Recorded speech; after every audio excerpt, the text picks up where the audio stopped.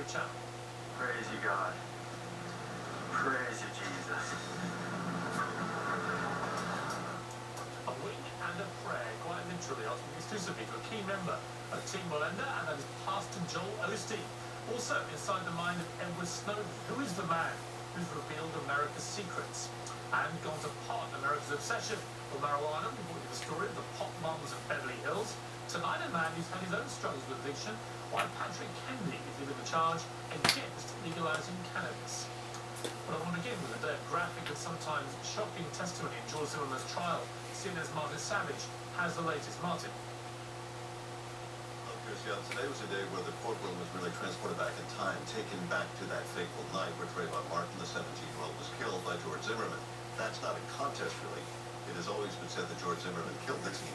It's whether he did it in self-defense or murder. That's why we had a trial. But it was the images. We've seen so many images from this story, but this was the first time we saw the images of Trayvon Martin himself lying dead on the ground.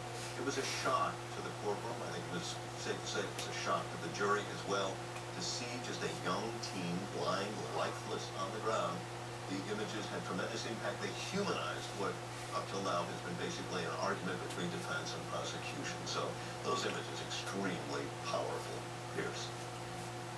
Martin, what were the key points that came out from the evidence? It seemed to me one of them was that there is no evidence apparently of DNA on the gun. How significant could that be? A Trayvon Martin's DNA, I should say.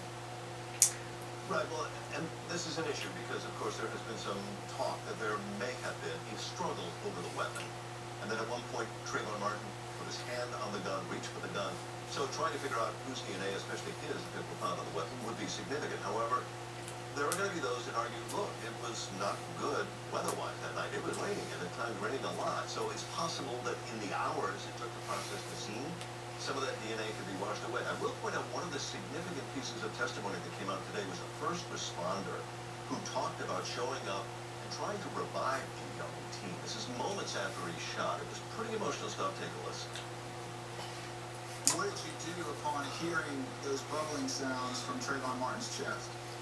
I called out to the crowd that was gathering nearby, and I asked for saran wrap and Vaseline, sir. And what would be the purpose of saran wrap and Vaseline? I was going to try to seal the chest wound, sir.